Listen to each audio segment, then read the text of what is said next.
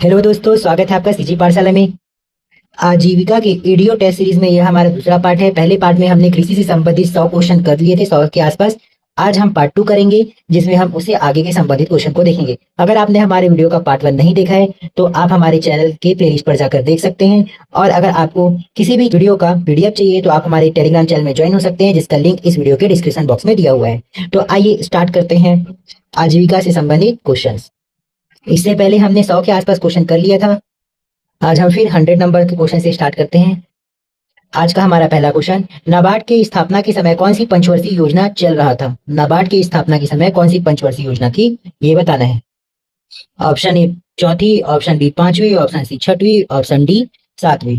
तो नाबार्ड की स्थापना के समय छठवीं पंचवर्षीय योजना चल रही थी। हमारा आंसर ऑप्शन सी हो जाएगा। नेक्स्ट क्वेश्चन देखते हैं, नाबार्ड का मुख्यालय कहाँ स्थित है? नाबार्ड का मुख्यालय कहाँ स्थित है? Option A Delhi, option B Mumbai, option C Kolkata, option D Chennai. हमारा आंसर ऑप्शन बी हो जाएगा, नाबार्ड का मुख्यालय मुंबई में है। नेक्स्ट क्वेश्चन, नाबार्ड के वर्तमान अध्यक्ष कौन है? नाबार्ड के वर्तमान अध्यक्ष कौन है? Option A Shri V Sivaraman, option B Janaki Raman, option C Harsh Kumar Bhanwala, option D Shri Saji K we. हमारा आंसर ऑप्शन डी हो जाएगा, श्री साजी के वी जो है नाबार्ड के वर्तमान अध्यक्ष है। नेक्स्ट क्वेश्चन देखते हैं, देश के कृषि एवं ग्रामीण विकास हेतु ऋण उपलब्ध कराने वाली शीर्ष संख्या है। यहाँ ये गलत लिखा है, संख्या नहीं संस्था। देश में कृषि एवं ग्रामीण विकास हेतु ऋण उपलब्ध कराने वाली शीर्ष संस्था कौन सी है? ऑप्शन ए विश्व bank, option B RBI, option C NABARD, option D SBI. हमारा आंसर ऑप्शन सी नाबार्ड हो जाएगा। देश में कृषि और ग्रामीण विकास के लिए ऋण उपलब्ध कराने वाली शीर्ष संस्था राष्ट्रीय कृषि और ग्रामीण विकास बैंक नाबार्ड है। नेक्स्ट क्वेश्चन, नाबार्ड कृषि एवं ग्रामीण विकास हेतु ऋण प्रदान करता है। नाबार्ड कृषि एवं ग्रामीण विकास हेतु कौन सा ऋण प्रदान करता है? ऑप्शन ए अल्पकालीन ऋण, ऑप्शन बी मध्यकालीन ऋण, ऑप्शन सी दीर्घकालीन ऋण, ऑप्शन डी उपयुक्त सभी। तो नाबार्ड जो है ये तीनों के तीनों ऋण प्रदान करता है। तो हमारा आंसर ऑप्शन डी हो जाएगा। राष्ट्रीय कृषि और ग्रामीण विकास बैंक नाबार्ड कृषि और ग्रामीण विकास के लिए अल्पकालीन, मध्यकालीन और दीर्घकालीन ऋण प्रदान करता है। नेक्स्ट क्वेश्चन देखते हैं, नाबार्ड का मुख्य उद्देश्य है। नाबार्ड का मुख्य उद्देश्य क्या है? ऑप्शन ए ग्रामीण क्षेत्र विकास के लिए ऋण प्रदान करना, ऑप्शन बी कृषि के लिए ऋण प्रदान करना, ऑप्शन सी लघु एवं कुटीर उद्योग के लिए ऋण प्रदान करना, ऑप्शन डी उपयुक्त सभी।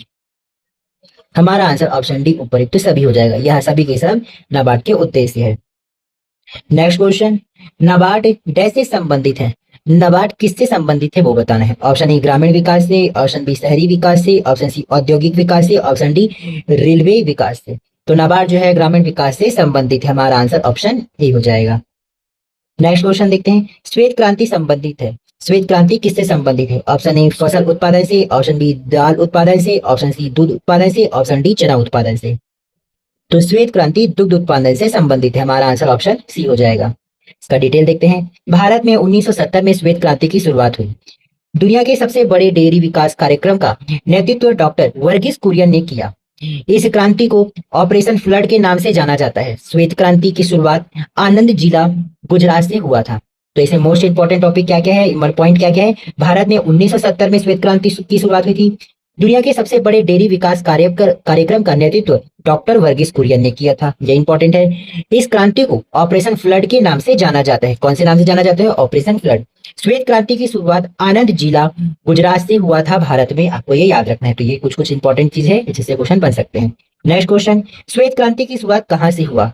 ऑप्शन ए आनंद जिला Gujarat, option B Maharashtra, option C Haryana, option D Punjab.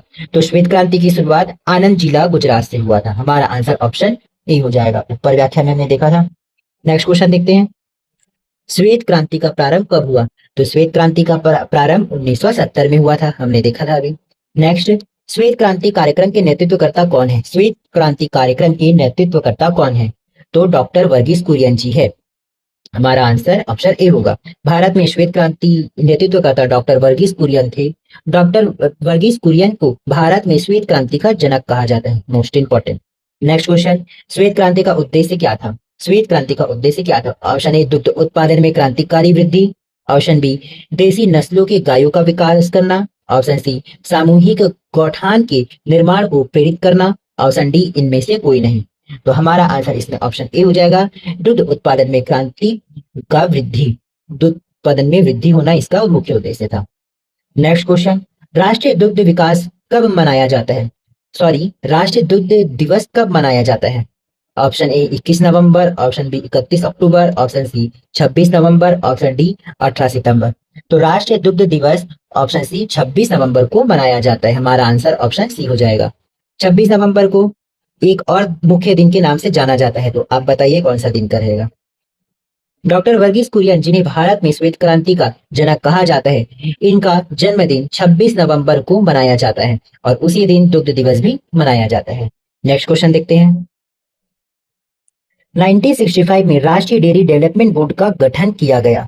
1965 में राष्ट्रीय डेयरी डेवलपमेंट बोर्ड का गठन किया गया, तो ये किसके द्वारा किया गया? ऑप्शन ए एम.एन. रॉय द्वारा, ऑप्शन बी जानकी रामन द्वारा, ऑप्शन सी दिगंबर विश्वास द्वारा, option D doctor Verghese Kurien द्वारा।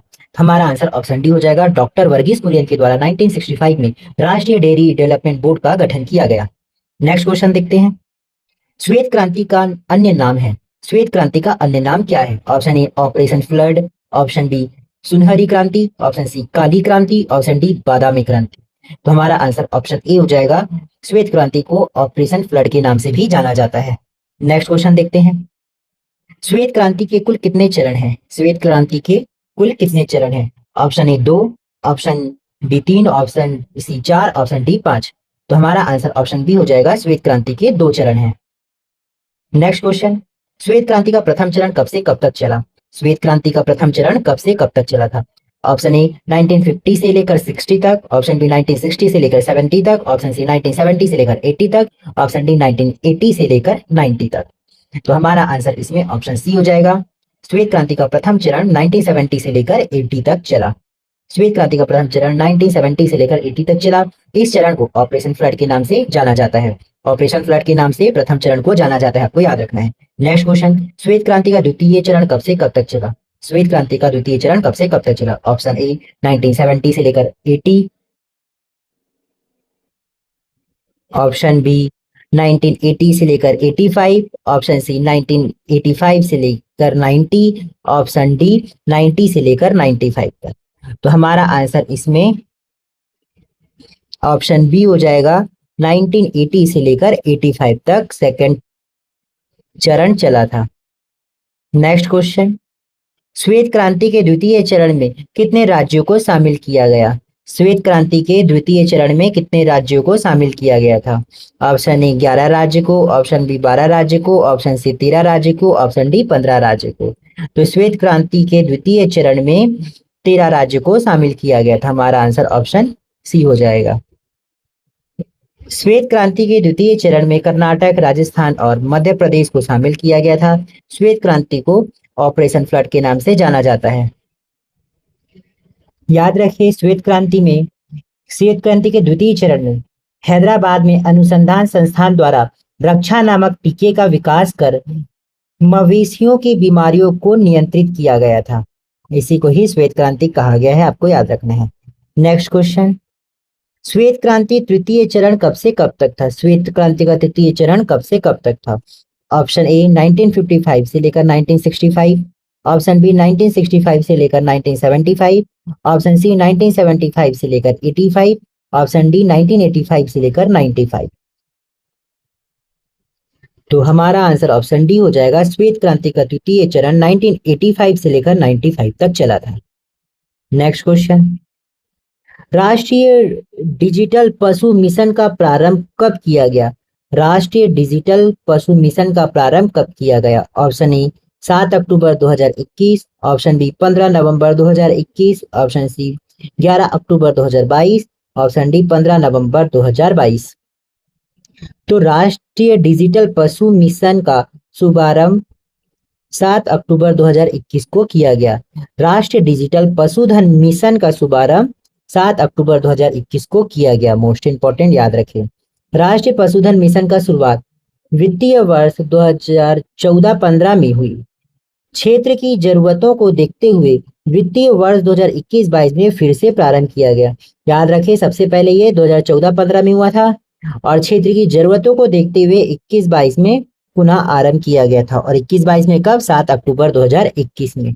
7 अक्टूबर 2021 आपको याद रखना है। नेक्स्ट क्वेश्चन देखते हैं।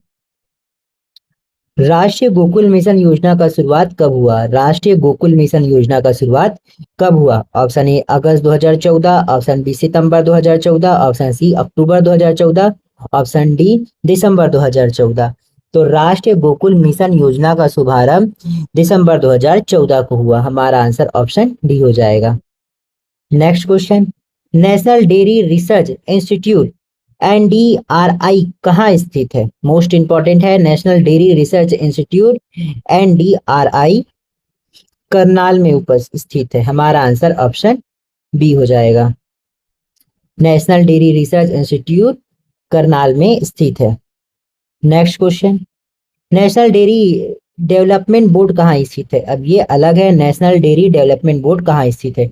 ऑप्शन ए आनंद गुजरात में, ऑप्शन बी करनाल में, ऑप्शन सी कानपुर में, ऑप्शन डी हरियाणा में। तो नेशनल डेयरी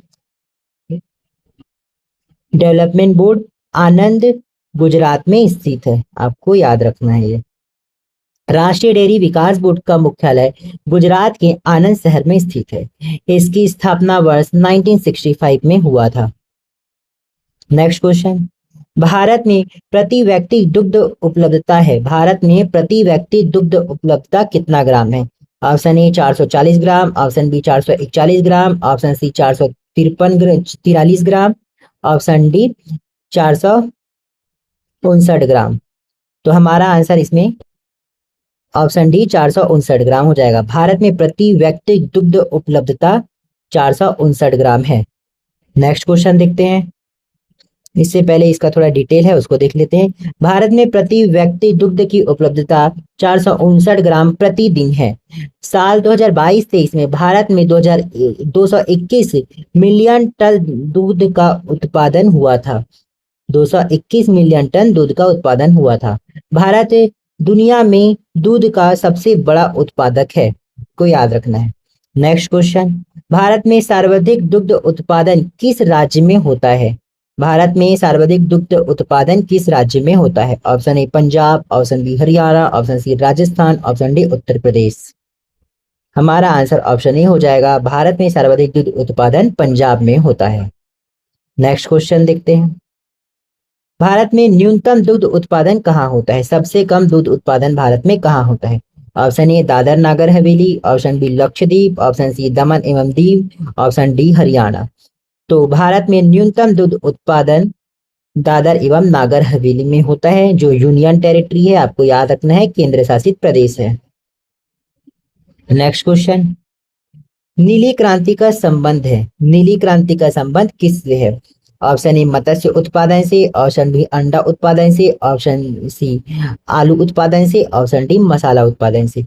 नीली मतलब नीला कलर का पानी, और नीले पानी में मछली होते हैं, इसलिए मत्स्य उत्पादन से संबंधित है नीली क्रांति। आपको याद रखना है। नेक्स्ट क्वेश्चन देखते हैं।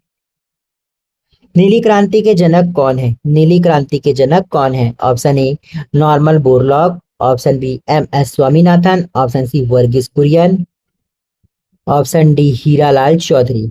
हमारा answer option D Hiralal Chaudhary हो जाएगा। भारत में नीली क्रांति के जनक डॉक्टर हीरालाल चौधरी हैं।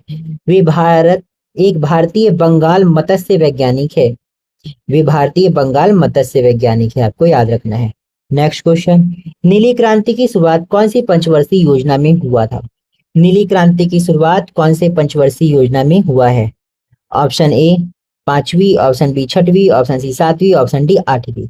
तो नीली क्रांति की शुरुआत 7वीं पंचवर्षीय योजना में हुआ है। हमारा आंसर ऑप्शन सी हो जाएगा। नेक्स्ट क्वेश्चन देखते हैं। नीली क्रांति का प्रारंभ कब हुआ था? नीली क्रांति का प्रारंभ कब हुआ है? ऑप्शन ए 1985 से लेकर 90 के बीच में, ऑप्शन बी 1965 से 75 के बीच में, ऑप्शन सी 1975 से 85 के बीच में, ऑप्शन डी 1955 से लेकर 65 के बीच में। हमारा आंसर ऑप्शन ए हो जाएगा। नीली क्रांति का प्रारंभ 1985 से लेकर 90 के बीच में हुआ है। नेक्स्ट क्वेश्चन देखते हैं। नीली क्रांति का निम्नलिखित उद्देश्य है? नीली क्रांति का निम्नलिखित उद्देश्य है? ऑप्शन ए मत्स्य उत्पादन में तीव्र वृद्धि करना, ऑप्शन बी मशीनी एवं तकनीकी विकास, ऑप्शन सी मत्स्य कृषि को बढ़ावा दिया जाना, ऑप्शन डी उपर्युक्त सभी। हमारा आंसर इसमें ऑप्शन डी हो जाएगा, उपर्युक्त सभी। नीली क्रांति का उद्देश्य ये तीनों के तीनों है। सेकंड मोस्ट इंपॉर्टेंट क्वेश्चन देखते हैं। गहन सागरीय मछली कार्यक्रम प्रारंभ किया गया था। गहन सागरीय मछली कार्यक्रम कब प्रारंभ किया गया था वो पूछा गया है। ऑप्शन ए 1992 से लेकर 2007 के बीच में, ऑप्शन बी 1997 से लेकर 98 के बीच में। तो हमें आगे का ऑप्शन देखने का जरूरत नहीं है, हमारा आंसर ऑप्शन ए है, 1992 से लेकर 2007 के बीच में गहन गहरी सागरीय मछली कार्यक्रम प्रारंभ किया गया है। नेक्स्ट क्वेश्चन देखते हैं। ताजे जल मछली अनुसंधान केंद्र कहाँ है? ताजे जल मछली अनुसंधान केंद्र कहाँ है? Option A Mandapam Tamil Nadu, option B Barrackpore Kolkata, option C Mumbai Maharashtra, option D Cochin. Option A Mandapam Tamil Nadu, option B Barrackpore Kolkata, option C Mumbai Maharashtra, option D Kochi. हमारा आंसर ऑप्शन बी हो जाएगा, बैरकपुर कोलकाता। ताजे जल मछली अनुसंधान केंद्र बैरकपुर कोलकाता में है। ताजे जल की मछलियों के लिए अनुसंधान केंद्र बैरकपुर पश्चिम बंगाल में स्थित है। याद रखिए, पश्चिम बंगाल में ज्यादा मछलियां खाई जाती है और वहीं उसका अनुसंधान केंद्र स्थित है। इस संस्थान का मकसद स्थायी मत्स्य उत्पादन, जलीय जैव विविधता का संरक्षण करना है। नेक्स्ट क्वेश्चन देखते हैं। केंद्रीय मछली अनुसंधान केंद्र कहाँ स्थित है? केंद्रीय मछली अनुसंधान केंद्र कहाँ स्थित है? Option A Kochi, option B Kolkata, option C Mumbai, option D Kerala. हमारा आंसर ऑप्शन सी मुंबई हो जाएगा। केंद्रीय मछली अनुसंधान केंद्र मुंबई में स्थित है। नेक्स्ट क्वेश्चन देखते हैं। वर्तमान में भारत का मत्स्य उत्पादन में कौन सा स्थान है? भारत का मत्स्य उत्पादन में कौन सा स्थान है? ऑप्शन ए प्रथम, ऑप्शन बी द्वितीय, ऑप्शन सी तृतीय, ऑप्शन डी चतुर्थ। तो वर्तमान में भारत का मत्स्य उत्पादन में द्वितीय स्थान है। हमारा आंसर ऑप्शन बी हो जाएगा। ये तो भारत के हिसाब से हो गया कि विश्व में कौन सा स्थान था, तो ये द्वितीय स्थान में था। लेकिन छत्तीसगढ़ देश में कौन से स्थान में है मत्स्य पालन में पूछा जाए तो यह 8वां स्थान में है। आपको याद रखना है, छत्तीसगढ़ देश में 8वां स्थान में है मछली पालन में। मछली उत्पादन में भारत चीन के बाद दुनिया का सबसे बड़ा देश है। वर्ष 2023-24 में भारत में 174.45 लाख टन मछली का उत्पादन किया गया है। आपको याद रखना है। नेक्स्ट क्वेश्चन देखते हैं। भारत में निम्नलिखित में से किसे झींगा मछली की राजधानी कहा जाता है? भारत में निम्नलिखित में से किसे झींगा मछली की राजधानी कहा जाता है?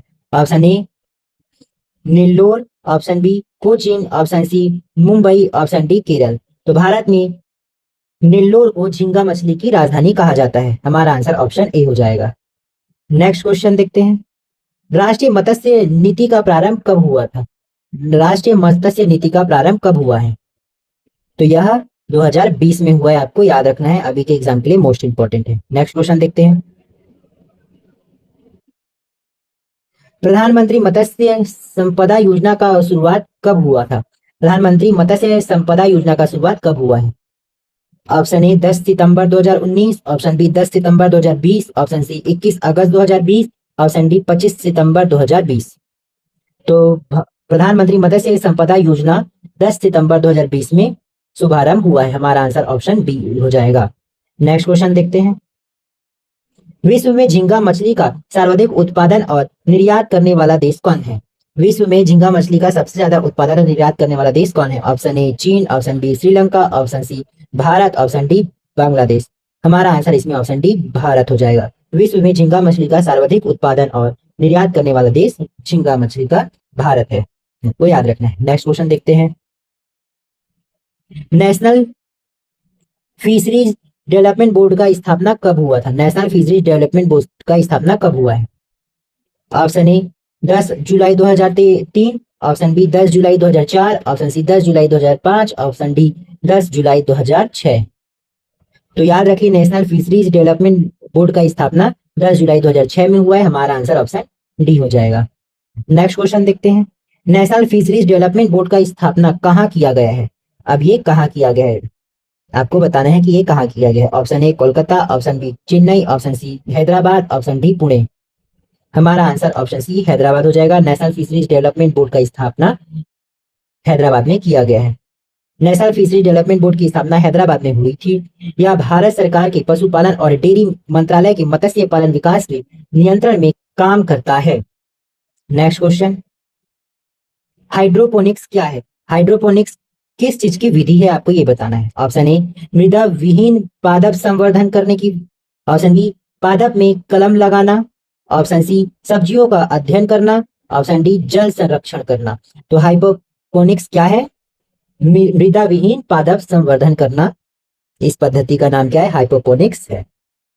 नेक्स्ट क्वेश्चन, पेडोलॉजी निम्न वैज्ञानिक अध्ययन से संबंधित है। पेडोलॉजी किसके संबंध अध्ययन से संबंधित है, वो आपको बताना है। ऑप्शन ए वायुमंडल, ऑप्शन बी मिट्टी, ऑप्शन सी प्रदूषण, ऑप्शन डी बीज। हमारा आंसर ऑप्शन बी हो जाएगा, मिट्टी। पेडोलॉजी मिट्टी वैज्ञानिक अध्ययन से संबंधित है। नेक्स्ट क्वेश्चन, वर्मी कल्चर में प्रयुक्त वर्म होता है। वर्मी कल्चर में प्रयुक्त वर्म क्या होता है? Option A tape worm, option B silk worm, option C thread worm, option D earth worm. तो वर्मी कल्चर अर्थ वर्म से संबंधित है। हमारा आंसर ऑप्शन डी हो जाएगा।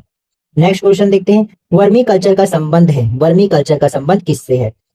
तो अभी हमने देखा था अर्थवर्म अर्थात केचुआ पालन से है। हमारा आंसर ऑप्शन ए हो जाएगा। नेक्स्ट क्वेश्चन, विटिकल्चर के द्वारा निम्नलिखित में से कौन उत्पादित होता है? विटिकल्चर के द्वारा निम्नलिखित में से कौन उत्पादित होता है? Option A silk, option B केचुए, ऑप्शन सी शहद, ऑप्शन डी अंगूर। हमारा आंसर ऑप्शन डी हो जाएगा, अंगूर। विटिकल्चर के द्वारा अंगूर उत्पादित होता है। नेक्स्ट क्वेश्चन, सब्जी के लिए काम आने वाले पौधों के अध्ययन को कहते हैं। सब्जी के लिए काम आने वाले पौधों के अध्ययन को क्या कहते हैं? Option A floriculture, option B pomology, option C horticulture, option D olericulture. हमारा answer option D olericulture हो जाएगा। सब्जी के लिए काम आने वाले पौधों के अध्ययन को ओलेरी कल्चर कहा जाता है। सब्जी के लिए काम आने वाले पौधों के अध्ययन को ओलेरी कल्चर कहा जाता है। ओलेरी कल्चर बागवानी की एक शाखा है जिसमें सब्जियों के उत्पादन, भंडारण, प्रोसेसिंग और विपणन से जुड़े कार्य किए जाते हैं। नेक्स्ट क्वेश्चन, निम्नलिखित में से कौन सा सुमेलित नहीं है? यहाँ पर 4 ऑप्शन दिया गया है, उसमें कौन सुमेलित नहीं है वो बताना है। ऑप्शन ए फलों की खेती, इसे फ्लोरिकल्चर कहते हैं, तो ये बिल्कुल सही है। दूसरा, फलों की खेती, फसलों की खेती, इसे एग्रोनॉमी कहते हैं, ये भी सही है। फसलों की खेती को एग्रोनॉमी कहा जाता है। तीसरा, सब्जियों की खेती, इसे हॉर्टिकल्चर कहते हैं, तो ये गलत है। सब्जियों की खेती को हॉर्टिकल्चर नहीं कहा जाता। तो हमारा आंसर इसमें ऑप्शन सी हो जाएगा, यही सुमेलित नहीं है। नेक्स्ट क्वेश्चन देखते हैं, रेशम कीट के पालन को कहते हैं, रेशम कीट जिसे पाला जाता है उसे क्या कहते हैं? Option A apiculture, option B horticulture, option C sericulture, option D floriculture. तो रेशम कीट पालने की विधि को सेरिकल्चर कहा जाता है। हमारा आंसर ऑप्शन सी हो जाएगा। नेक्स्ट क्वेश्चन देखते हैं, कृषि का मशीनीकरण करने में भारत का विश्व में स्थान है। कृषि का मशीनीकरण करने में भारत का विश्व में कौन सा स्थान है? तो यह तीसरा स्थान में। हमारा आंसर ऑप्शन सी हो जाएगा। नेक्स्ट क्वेश्चन, कृषि मशीनीकरण योजना का उद्देश्य है। कृषि मशीनीकरण योजना का उद्देश्य क्या है? तो इसका उद्देश्य ऑप्शन ए सही हो जाएगा, छोटे एवं सीमांत किसानों को आधुनिक उपकरण खरीदने हेतु सब्सिडी प्रदान करना। छोटे एवं सीमांत किसानों को आधुनिक उपकरण खरीदने हेतु सब्सिडी प्रदान करना कृषि मशीनीकरण योजना का उद्देश्य है। नेक्स्ट क्वेश्चन देखते हैं, कृषि मशीनीकरण योजना का प्रारंभ कब किया गया? कृषि मशीनीकरण योजना का प्रारंभ कब किया गया? तो इसका प्रारंभ 2014 से 15 के बीच में किया गया। हमारा आंसर ऑप्शन सी हो जाएगा। कृषि मशीनीकरण पर उप मिशन की शुरुआत साल 2014-15 में हुई। इसका मकसद कृषि के क्षेत्र में मशीनीकरण को बढ़ाना है। नेक्स्ट क्वेश्चन, कृषक जीवन ज्योति योजना का प्रारंभ कब किया गया था? कृषक जीवन ज्योति योजना का प्रारंभ कब किया गया था? तो इस योजना का प्रारंभ 2 अक्टूबर 2009 में किया गया था, आपको याद रखना है। नेक्स्ट क्वेश्चन, कृषक जीवन ज्योति योजना में निम्नलिखित कथन सत्य है। कृषक जीवन ज्योति योजना में कौन से कथन सत्य है?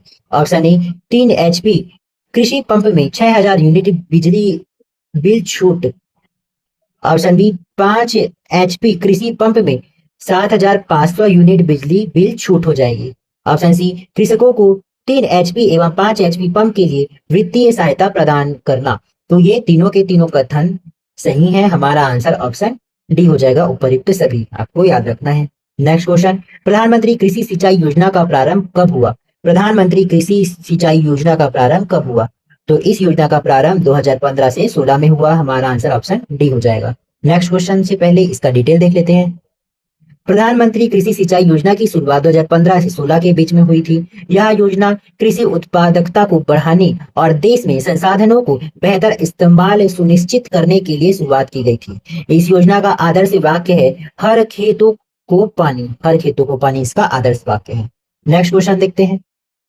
प्रधानमंत्री कृषि सिंचाई योजना में छत्तीसगढ़ के निम्नलिखित परियोजनाओं को शामिल किया गया है।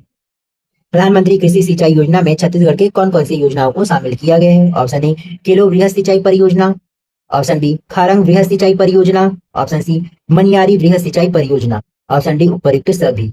तो प्रधानमंत्री कृषि सिंचाई योजना में छत्तीसगढ़ के इन तीनों योजनाओं को सम्मिलित किया गया है। हमारा आंसर ऑप्शन डी हो जाएगा। नेक्स्ट क्वेश्चन देखते हैं। सूक्ष्म सिंचाई योजना का शुरुआत कब हुआ?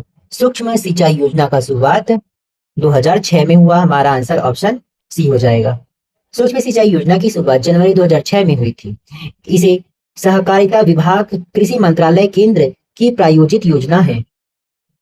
आपको याद रखना है, यह सहकारिता विभाग कृषि मंत्रालय केंद्र की प्रायोजित योजना है। नेक्स्ट क्वेश्चन, ग्रामोत्थान योजना का शुरुआत कब हुआ? ग्रामोत्थान योजना का शुरुआत कब हुआ? तो इस योजना का शुरुआत 2006 से 7 के बीच में हुआ। हमारा आंसर ऑप्शन ए हो जाएगा। नेक्स्ट क्वेश्चन देखते हैं। ग्रामोत्थान योजना का उद्देश्य है, ग्रामोत्थान योजना का उद्देश्य क्या है? ऑप्शन ए पशुओं के नस्ल में सुधार करना, ऑप्शन बी देसी नस्ल के पशुओं को बढ़ावा देना, ऑप्शन सी पशुपालन कृषकों की आमदनी में वृद्धि करना, ऑप्शन डी उपयुक्त सभी। तो ग्रामोत्थान योजना का उद्देश्य यह तीनों के तीनों है। हमारा आंसर ऑप्शन डी हो जाएगा। नेक्स्ट क्वेश्चन देखते हैं। शाकंभरी योजना का प्रारंभ कब हुआ? शाकंभरी योजना का प्रारंभ कब हुआ? तो इस योजना का प्रारंभ 2005 में हुआ।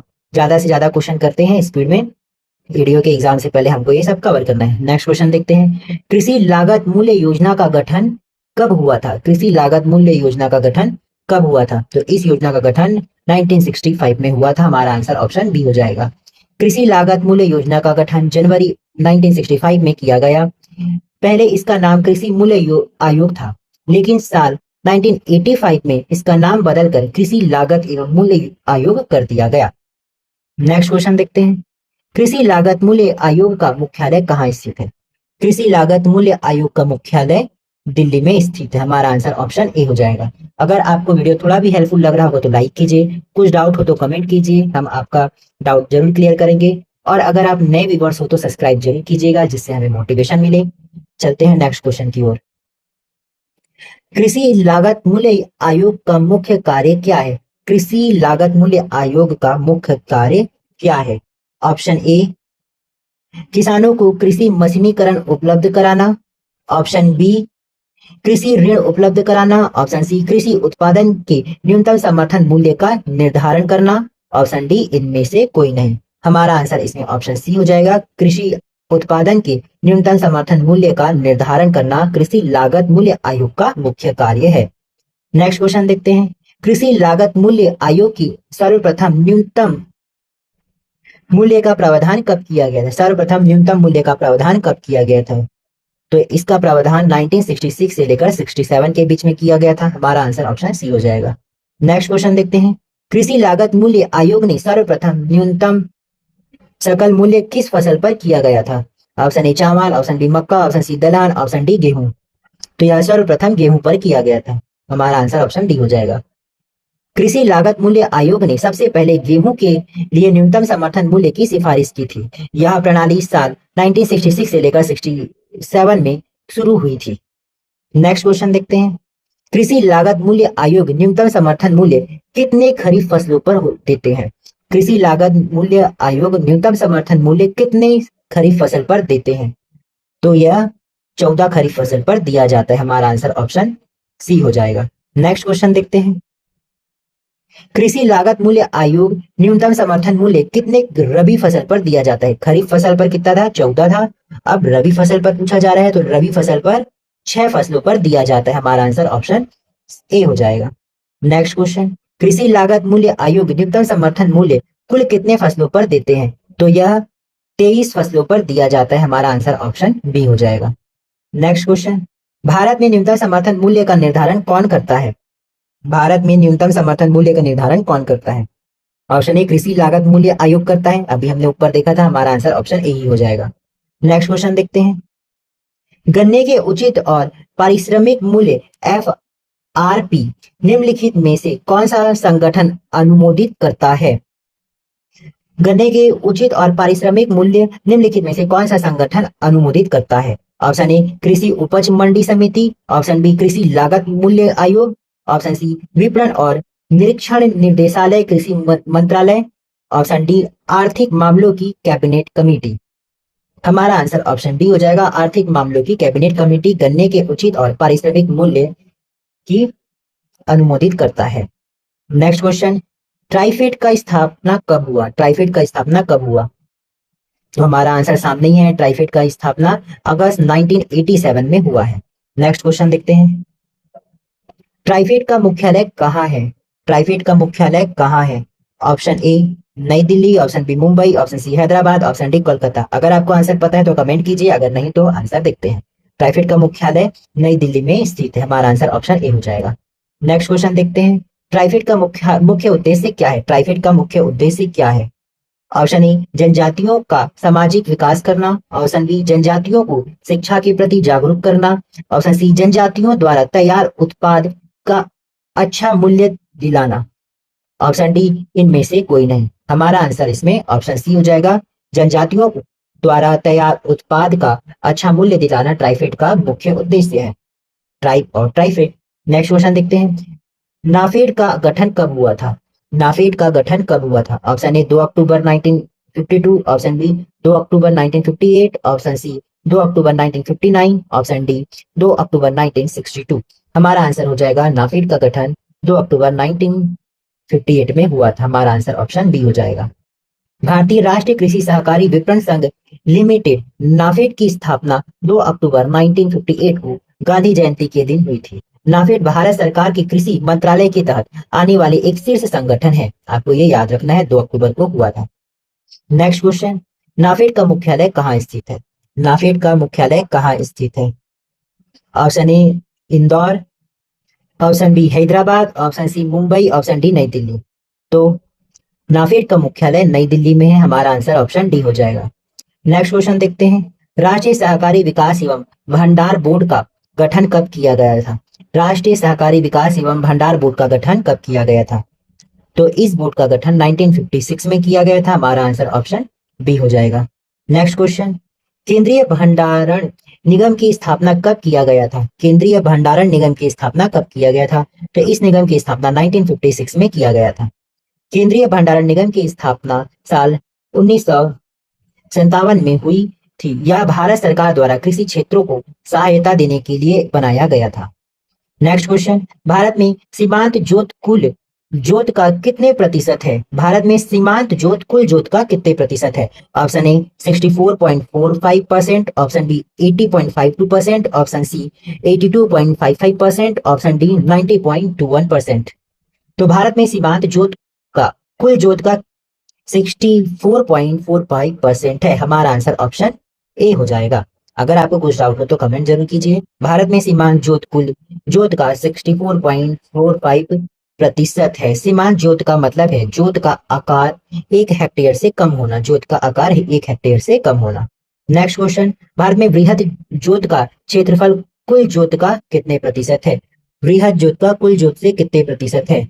आइए ऑप्शन देखते हैं। Option A 0.56%, option B 0.57%, option C 0.58%, option D 0.59%। हमारा आंसर ऑप्शन बी हो जाएगा, 0.57% है। भारत में वृहद जोत का क्षेत्रफल 0.57% है। नेक्स्ट क्वेश्चन देखते हैं, भारत सरकार ने वर्ष 2025 तक पेट्रोल में कितने प्रतिशत इथेनॉल मिश्रण का लक्ष्य रखा है? भारत सरकार ने वर्ष 2025 तक की पेट्रोल में कितने प्रतिशत तक एथेनॉल मिश्रण करने का लक्ष्य रखा है? Option A 10%, option B 15%, option C 20%, option D 25%। हमारा आंसर ऑप्शन सी हो जाएगा 20%। भारत सरकार ने एथेनॉल 20% निश्चित करने का लक्ष्य रखा है। भारत सरकार ने साल 2025-26 तक पेट्रोल में 20% एथेनॉल मिश्रण का लक्ष्य रखा है। इस लक्ष्य को हासिल करने के लिए सरकार कई कदम उठा रही है। नेक्स्ट क्वेश्चन देखते हैं। ब्लू बॉक्स का संबंध निम्न में से किससे है? ब्लू बॉक्स का संबंध निम्नलिखित में से किससे है? ऑप्शन ए कृषि सब्सिडी से, ऑप्शन बी एक प्रकार की मशीन से, ऑप्शन सी सिंचाई तकनीक से, ऑप्शन डी एक प्रकार कर से। तो ब्लू बॉक्स का संबंध कृषि सब्सिडी से है। हमारा आंसर ऑप्शन ए हो जाएगा। नेक्स्ट क्वेश्चन देखते हैं। प्रधानमंत्री किसान सम्मान निधि योजना का प्रारंभ कब हुआ? प्रधानमंत्री किसान सम्मान निधि योजना का प्रारंभ 24 फरवरी 2019 को हुआ। हमारा आंसर ऑप्शन बी हो जाएगा। नेक्स्ट क्वेश्चन देखते हैं। प्रधानमंत्री किसान सम्मान निधि योजना का उद्देश्य क्या है? प्रधानमंत्री किसान सम्मान निधि योजना का उद्देश्य क्या है? ऑप्शन ए छोटे सीमांत भूमि धारकों को आर्थिक सहायता उपलब्ध कराना, ऑप्शन बी सिंचाई पंप उपलब्ध कराना, ऑप्शन सी भूमि सुधार कार्यक्रम चलाना, ऑप्शन डी किसानों की आय को दुगनी करना। तो प्रधानमंत्री किसान सम्मान निधि योजना का उद्देश्य छोटे सीमांत भूमि धारकों को आर्थिक सहायता उपलब्ध कराना है। हमारा आंसर ऑप्शन ए हो जाएगा। कुछ डाउट हो तो कमेंट कीजिएगा। Next question. प्रधानमंत्री किसान सम्मान निधि योजना की निम्नलिखित विशेषताएं हैं। अब इस योजना की विशेषताएं कौन से हैं ये देखना है हमें। ऑप्शन ए 2 हेक्टेयर तक भूमि वाले छोटे जोत वाले किसानों को इस योजना में शामिल किया जाना। ऑप्शन बी 6,000 रुपए प्रति वर्ष की दर से प्रत्यक्ष आय सहायता उपलब्ध कराई जाए। ऑप्शन सी प्रत्येक 4 माह में 200 रुपए की 3 सम्मान किस्तों में किसानों की हस्तांतरित कर दी जाए। ऑप्शन डी उपयुक्त सभी। तो ये तीनों के तीनों कथन सही हैं, इसलिए हमारा आंसर ऑप्शन डी हो जाएगा। कुछ डाउट हो तो कमेंट कीजिए। नेक्स्ट क्वेश्चन देखते हैं। प्रधानमंत्री फसल बीमा योजना खरीफ फसल के लिए कब से लागू किया गया? प्रधानमंत्री फसल बीमा योजना खरीफ फसल के लिए कब लागू किया गया? तो इसे 1 अप्रैल 2016 को लागू किया गया। हमारा आंसर ऑप्शन बी हो जाएगा। Next question. आर्थिक आधार पर भारतीय कृषि के निम्नलिखित प्रकार है। आर्थिक आधार पर भारतीय कृषि के कौन कौन से प्रकार है वो देखना है। पहला पूंजीवादी खेती, तो ये तो सही है, ये तो इसका प्रकार है। दूसरा निगमित खेती, ये भी इसका प्रकार है। तीसरा सामूहिक खेती, ये भी खेती का प्रकार है। चौथा सहकारी खेती, ये भी भारत की खेती का प्रकार है। तो चारों के चारों सही है, इसलिए हमारा आंसर ऑप्शन डी हो जाएगा। नेक्स्ट क्वेश्चन देखते हैं। जल प्राप्ति के आधार पर भारतीय कृषि के निम्नलिखित प्रकार है। जल प्राप्ति के आधार पर भारतीय कृषि के कौन कौन से प्रकार है इसमें ये बताना है। पहला तर कृषि, दूसरा आर्द्र कृषि, तीसरा सिंचित कृषि, चौथा उपयुक्त सभी। तो इसका हमारा आंसर हो जाएगा ऑप्शन डी उपयुक्त सभी। जल प्राप्ति के आधार पर भारतीय कृषि के तर कृषि, आर्द्र कृषि और सिंचित कृषि प्रकार हैं। नेक्स्ट क्वेश्चन देखते हैं। भारत में न्यूनतम समर्थन मूल्य कीमत सरकार द्वारा वर्ष में कितनी बार घोषित किया जाता है? तो एक वर्ष में कितनी बार घोषित किया जाता है? तो इसे 2 बार घोषित किया जाता है। अभी वर्तमान में धान का न्यूनतम समर्थन मूल्य कितना है ये आप मुझे बताइए कमेंट में। नेक्स्ट क्वेश्चन देखते हैं। भारतीय खाद्य निगम की स्थापना किस सन में की गई थी? एफसीआई की स्थापना कौन से सन में हुई थी? तो ये इसका आंसर ऑप्शन है 1965। भारतीय खाद्य निगम की स्थापना 1965 में हुई थी। ये रिपीटेड है। डायरेक्ट आंसर देखते हैं। Next question. भू धारण प्रणाली की रैयतवाड़ी व्यवस्था की शुरुआत भारत में किसने की थी?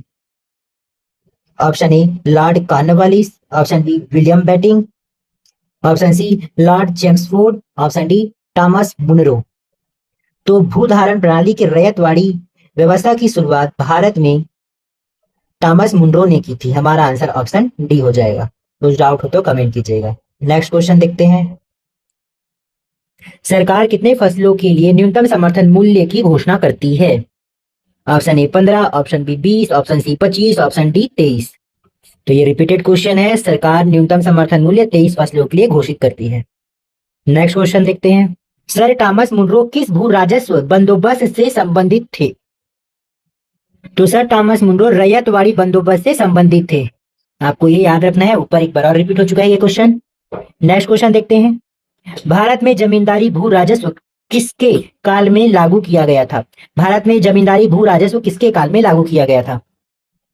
तो ये भू राजस्व बंदोबस्त लॉर्ड कॉर्नवालिस के काल में लागू किया गया था। और रैयतवाड़ी किसके काल में किया था? Thomas Munro. आपको ये याद रखना है।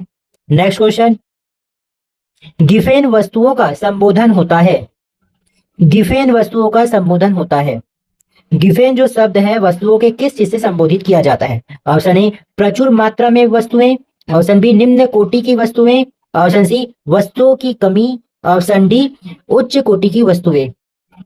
तो गिफेन अर्थात निम्न कोटि की वस्तुएं, हमारा आंसर ऑप्शन बी हो जाएगा। नेक्स्ट क्वेश्चन देखते हैं।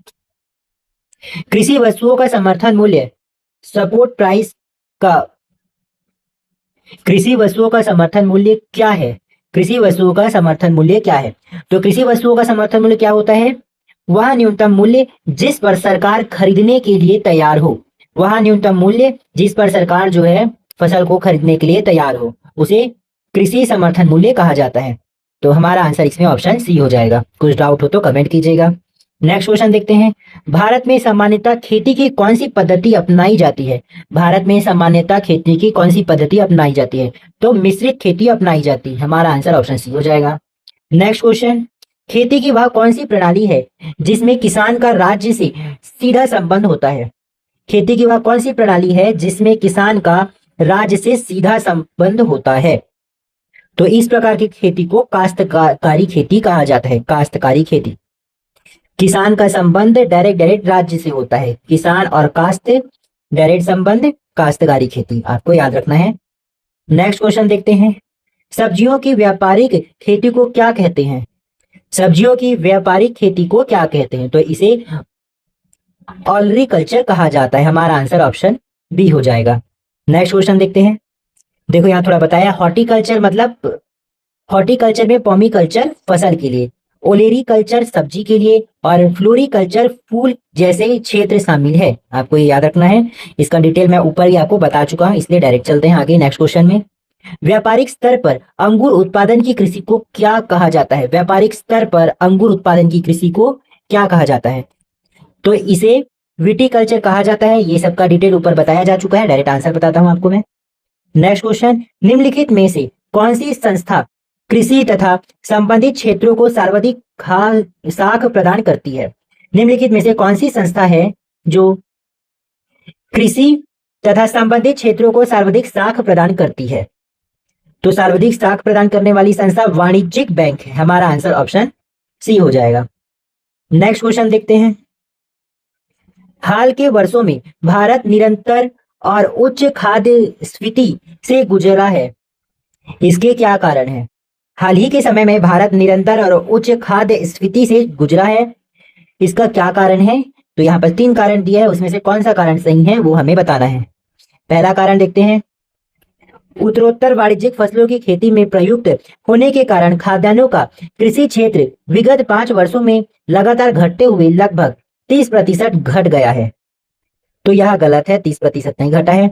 दूसरा कथन देखते हैं, बढ़ी हुई आय के कारण लोगों के उपभोग प्रतिरूप में महत्वपूर्ण परिवर्तन आए हैं। तो यह बिल्कुल सही है, बढ़ी हुई आय के कारण लोगों के उपभोग प्रतिरूप में महत्वपूर्ण परिवर्तन आए हैं, जिसके कारण स्फीति उत्पन्न हुई है खाद्य के बेस पे। तीसरा कथन, आहार की आपूर्ति श्रृंखला में कई संरचनात्मक अवरोध हैं। तो ये भी सही है, आहार की आपूर्ति श्रृंखला में कई संरचनात्मक अवरोध उत्पन्न हुए हैं। इसके अकॉर्डिंग दूसरा और तीसरा सही है, जो हमारे आंसर ऑप्शन बी को सही करता है, केवल 2 और 3। आइए नेक्स्ट क्वेश्चन देखते हैं। भारत में शुरू की गई स्वाभिमान योजना किससे संबंधित है? भारत में शुरू की गई स्वाभिमान योजना किससे संबंधित है? तो यह ग्रामीण बैंकिंग से संबंधित है, हमारा आंसर ऑप्शन सी हो जाएगा। स्वाभिमान योजना ग्रामीण बैंकिंग से संबंधित है। नेक्स्ट क्वेश्चन देखते हैं। साख रहित क्षेत्रों में व्यावसायिक संवाददाताओं बैंक साथी, संवाददाता कौन है? बैंक साथी है, जिसे बैंक सखी या बैंक मित्र भी कह सकते हैं। ठीक है, तो साख रहित क्षेत्रों में व्यावसायिक संवाददाताओं बैंक साथी की सेवाओं द्वारा लाभार्थियों को कौन सी सुविधा या सुविधाएं प्राप्त होती है? तो बैंक सखी के द्वारा, बैंक साथी के द्वारा कौन सी सुविधाएं प्राप्त होती है? तो यहाँ पर 2 बताया है, अब कौन सा सही है हम लोग को वो देखना है। पहला कथन देखते हैं, यह लाभार्थियों को अपने गांव में अपने सहायता और सामाजिक सुरक्षा लाभ प्राप्त करने योग्य बनाती है। ये जो होते हैं, जो बैंक साथी होते हैं, वो लाभार्थियों को अपने गांव में अपने सहायता और सामाजिक सुरक्षा लाभ प्राप्त करने योग्य बनाते हैं। आपको ये याद रखना है। दूसरा कथन, यह ग्रामीण क्षेत्रों में लाभार्थियों को धनराशि जमा करने व आहरण करने योग्य बनाते हैं, मतलब उनको प्रशिक्षण देते हैं। तो पहला और दूसरा दोनों सही है, हमारा आंसर ऑप्शन सी हो जाएगा। नेक्स्ट क्वेश्चन देखते हैं। अब ज्यादा क्वेश्चन बचा नहीं है, इकाई 1 कंप्लीट हो जाएगा। भारत में बैंकों द्वारा प्राथमिक क्षेत्र ऋणदाता से तात्पर्य किसको ऋण देना से है? भारत में बैंकों द्वारा प्राथमिक क्षेत्र में क्या आते हैं? कृषि, खनन, ये सब आते हैं। इस क्षेत्र में ऋण दान से तात्पर्य किसको ऋण देने से है? जो प्राथमिक क्षेत्र में ऋण दान से तात्पर्य किसको ऋण देने से है? ऑप्शन ए कृषक को या कृषि के क्षेत्र में, ऑप्शन बी लघु, माइक्रो एवं छोटे उद्यम में, ऑप्शन सी दुर्बल वर्ग में, ऑप्शन डी उपरोक्त सभी। तो हमारा आंसर ऑप्शन डी उपरोक्त सभी हो जाएगा।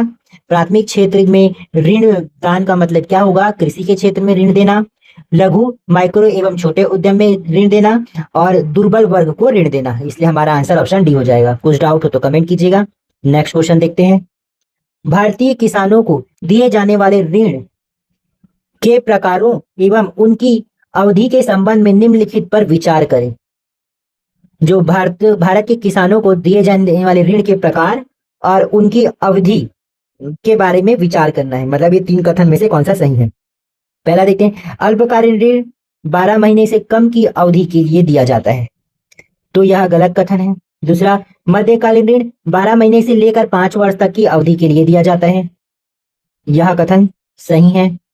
तीसरा देखते हैं, दीर्घकालीन ऋण 5 वर्षों से अधिक की अवधि के लिए दिया जाता है, तो यह भी कथन गलत है।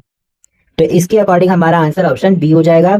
मध्यकालीन ऋण 12 महीने से लेकर 5 वर्ष की अवधि तक के लिए दिया जाता है। चलिए नेक्स्ट क्वेश्चन देखते हैं। गन्ने की उचित एवं लाभप्रद कीमत एफआरपी को निम्नलिखित में से कौन अनुमोदित करता है? गन्ने की उचित एवं लाभप्रद कीमत को निम्नलिखित में से कौन अनुमोदित करती है या करता है? तो इसे अनुमोदित आर्थिक मामलों की मंत्रिमंडलीय समिति करती है। हमारा आंसर ऑप्शन ए होता है। बुल्क कैपिटलिस्ट बैल पूंजीपति किसे कहा जाता है? बुल्क कैपिटलिस्ट बैल पूंजीपति किसे कहा जाता है? तो इसे उन किसानों को जिनके पास कुछ साधन होते हैं उसे बैल पूंजीपति कहा जाता है। हमारा आंसर ऑप्शन सी हो जाएगा। नेक्स्ट क्वेश्चन देखते हैं। स्वतंत्र भारत में भूमि सुधारों के संदर्भ में निम्नलिखित में से कौन सा कथन सही है? स्वतंत्र भारत में भूमि सुधारों के संदर्भ में कौन सा कथन सही है, ये बताना है। 4 ऑप्शन दिया है, तो हम डायरेक्ट सही कथन को देखते हैं। हमारा आंसर ऑप्शन बी हो जाएगा। भूमि सुधारों का प्रमुख उद्देश्य सभी भूमिहीनों को कृषि भूमि प्रदान करना था। भूमि सुधारों का प्रमुख उद्देश्य सभी भूमिहीनों को कृषि भूमि प्रदान करना था। हमारा आंसर ऑप्शन बी हो जाएगा। नेक्स्ट क्वेश्चन देखते हैं। उचित और लाभकारी मूल्य निम्न में से किस फसल से संबंधित है? उचित और लाभकारी मूल्य निम्न में से किस फसल से संबंधित है? तो यह गन्ना से संबंधित है। हमारा आंसर ऑप्शन ए हो जाएगा। नेक्स्ट क्वेश्चन देखते हैं। निम्नलिखित राज्यों पर विचार करें, और क्या विचार करना है? भारत में चावल उत्पादक राज्यों के रूप में उपर्युक्त के सही आरोही क्रम को चुनें। चावल उत्पादक के आरोही क्रम को मतलब असेंडिंग ऑर्डर, मतलब बढ़ते क्रम में लिखना है, मतलब सबसे कम, फिर उससे ज्यादा, फिर उससे ज्यादा, ऐसे करके। तो इसमें सबसे पहले हम लोग को सबसे ज्यादा कहाँ होता है उसको देख लेना चाहिए। तो सबसे पहले पश्चिम बंगाल में सबसे ज्यादा होता है, फिर दूसरे नंबर में उत्तर प्रदेश में, फिर तीसरे में पंजाब, फिर चौथे में आंध्र प्रदेश।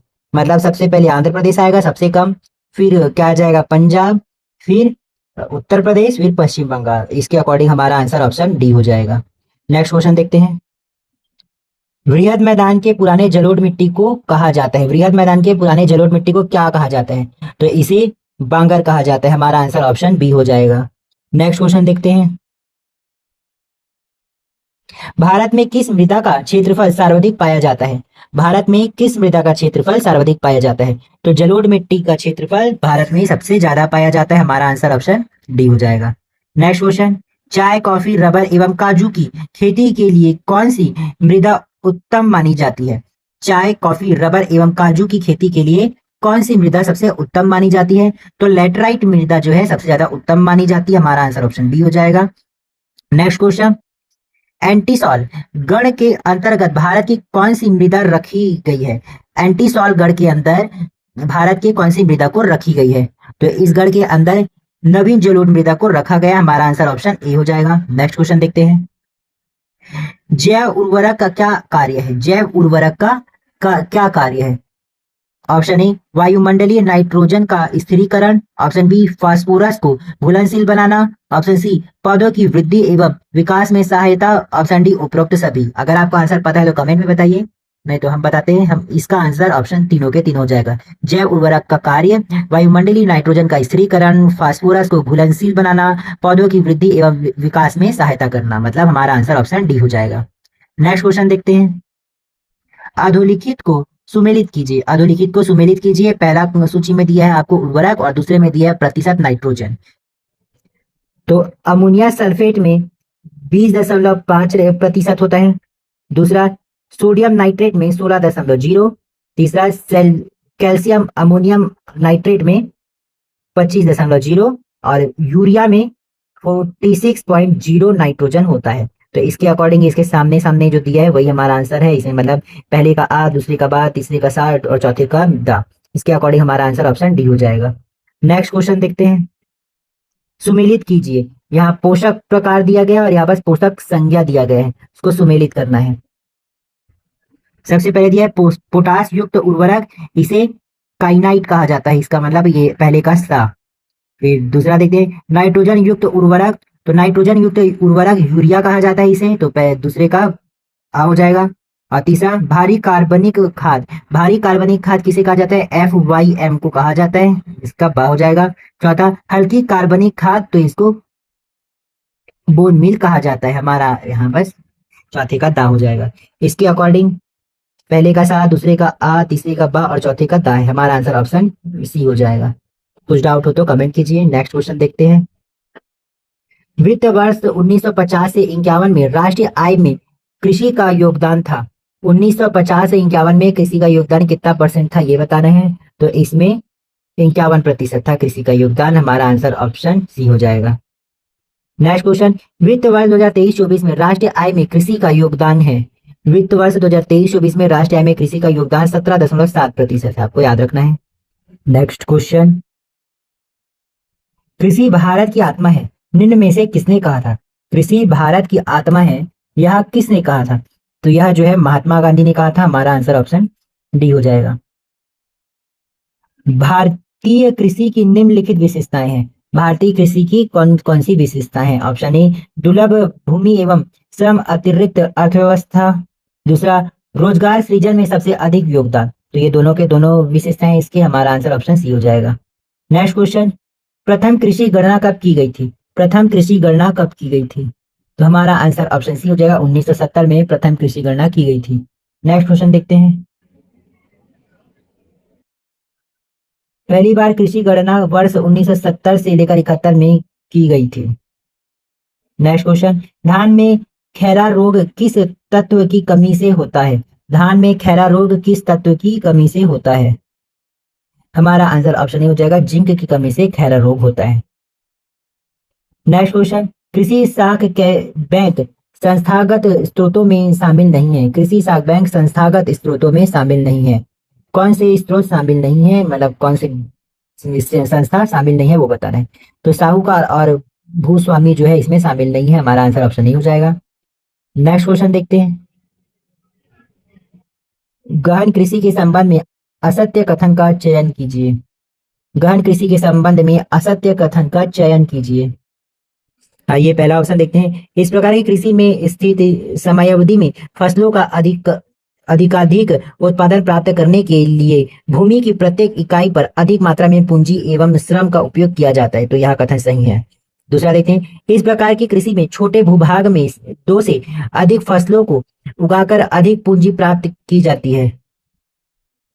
तो ये असत्य कथन है, यही हमारा आंसर हो जाएगा। हमारा आंसर ऑप्शन बी हो जाएगा। यहाँ पर असत्य कथन को पूछा गया है, आपको ध्यान रखना है।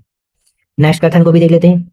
अधिक जनसंख्या घनत्व एवं भूमि की कमी उपलब्ध वाले क्षेत्रों में इस प्रकार की कृषि की जाती है। नेक्स्ट है। सामान्यतः 20% से अधिक सदस्य गहनता पहला क्षेत्र सघन कृषि गहन का क्षेत्र माना जाता है। तो इसमें ऑप्शन बी जो है वही बस गलत है और हमारा आंसर ऑप्शन बी हो जाएगा, क्योंकि यहाँ पर असत्य कथन को ढूंढने बोला था। नेक्स्ट क्वेश्चन देखते हैं। निम्नलिखित में से सही सुमेलित नहीं है, निम्नलिखित में से सही सुमेलित नहीं है, तो क्या सही सुमेलित नहीं है वो बताना है। ऑप्शन ए सुनहरी क्रांति या बागवानी फसल हेतु है, तो ये सही है। दूसरा सेफ्रॉन क्रांति, ये केसर उत्पादन हेतु, तो ये भी सही है, सेफ्रॉन केसर उत्पादन का प्रतीक है। तीसरा बादामी क्रांति, तो बादामी क्रांति काफी उत्पादन हेतु, तो ये गलत है, बादामी क्रांति काफी उत्पादन हेतु नहीं है। ऑप्शन डी स्वर्ण रेखा क्रांति, तो यह जूट उत्पादन हेतु है, यह बिल्कुल सही है। तो इसके अकॉर्डिंग हमारा आंसर ऑप्शन सी हो जाएगा, असत्य कथन ढूंढना था। नेक्स्ट क्वेश्चन देखते हैं। शाकंभरी योजना के संबंध में निम्न कथनों पर विचार कीजिए। यहाँ पर आपको 5 कथन दिया है, उसमें कौन सा सही है आपको वो बताना है। तो पहला कथन है इस योजना की शुरुआत वर्ष 2015 में हुई थी, तो यह कथन तो बिल्कुल सही है। दूसरा देखते हैं इस योजना का उद्देश्य सिंचाई संसाधनों का विकास करना है, तो ये भी सही है। तीसरा इस योजना के तहत सभी वर्ग के किसानों को कुओं के निर्माण एवं पंप प्रदाय हेतु अनुदान दिया जाता है, तो ये कथन गलत है। चौथा देखते हैं लघु एवं सीमांत कृषकों को 0 से 5 HP तक विद्युत संबंधित पंप डिजिटल पंप एवं पेट्रोल पंप कार्य करने पर 75% की छूट, अधिकतम 16,875 की छूट एवं कुआं निर्माण पर 50% या 22,500 रुपए की अनुदान का प्रावधान, तो यह कथन सही है। पांचवा लास्ट कथन देखते हैं सामान्य वर्ग के कृषकों को 5 HP तक के पंप हेतु 50% एवं कुआं निर्माण हेतु 25% की छूट दी जाती है, तो यह कथन गलत है। इसके अकॉर्डिंग हमारा आंसर पहला, दूसरा और चौथा है, इसलिए हमारा आंसर क्या हो जाएगा, ऑप्शन नंबर ए हो जाएगा सही। नेक्स्ट क्वेश्चन देखते हैं निम्न में से कौन सी रबी फसल पर न्यूनतम समर्थन मूल्य नहीं दिया जाता, कौन से रबी फसल पर न्यूनतम समर्थन मूल्य नहीं दिया जाता। ऑप्शन ए मसूर, ऑप्शन बी सूरजमुखी, ऑप्शन सी रिचका, ऑप्शन डी गेहूं, तो हमारा आंसर इसमें ऑप्शन सी हो जाएगा, रिचका में न्यूनतम समर्थन मूल्य नहीं दिया जाता, हमारा आंसर ऑप्शन सी हो जाएगा। नेक्स्ट क्वेश्चन और इस वीडियो का लास्ट क्वेश्चन, मतलब इकाई 1 का लास्ट क्वेश्चन है। प्रधानमंत्री कृषि सिंचाई योजना के संबंध में निम्न कथनों पर विचार कीजिए। जो प्रधानमंत्री कृषि सिंचाई योजना आया था उस कथन में विचार करना है, या 4 कथन दिया है, कौन सा कथन सही है ये देखना है। पहला कथन इस योजना की शुरुआत 1 जुलाई 2015 को की गई थी, तो यह कथन तो सही है। दूसरा इस योजना के तहत कम सिंचाई संसाधन वाले क्षेत्रों में जल संरक्षण एवं संवर्धन के विभिन्न कार्यों जैसे चेक डैम, कुआं पर लोकेशन, टैंक का निर्माण इत्यादि कार्य किया जाता है, यह भी कथन सही है। तीसरा देखते हैं इस योजना अंतर्गत भारत सरकार द्वारा चिन्हांकित 99 महत्वपूर्ण योजनाओं में प्रदेश की 3 योजनाएं शामिल हैं, तो छत्तीसगढ़ के 3 योजनाएं शामिल हैं, ये भी सही है।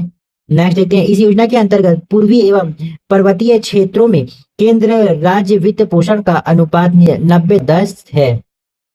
उपरोक्त कथनों में से कौन सा कथन सही है वो चयन करना है, तो इसमें तो चारों ही कथन सही थे, हमारा आंसर ऑप्शन डी हो जाएगा, सभी कथन सही है, सभी कथन सही है, हमारा आंसर ऑप्शन डी हो जाएगा। तो ये हम यहाँ पे हमारा इकाई 1 कंप्लीट होता है। अब नेक्स्ट वीडियो में हम इकाई 2 से संबंधित क्वेश्चन देखेंगे जो मोस्ट इंपोर्टेंट रहेगा, कोशिश करेंगे कि इसको एक ही वीडियो में समाप्त कर सके। आजीविका प्रदान करने में ग्रामोद्योग की भूमिका मोस्ट इंपोर्टेंट है, नेक्स्ट वीडियो में बने रहिए। अगर वीडियो अच्छी लगी हो तो लाइक करें, कुछ डाउट हो तो कमेंट करें, और नए व्यूअर्स हो तो सब्सक्राइब जरूर करें। आपका दिन शुभ रहे, नए वीडियो में आपका इंतजार रहेगा। धन्यवाद।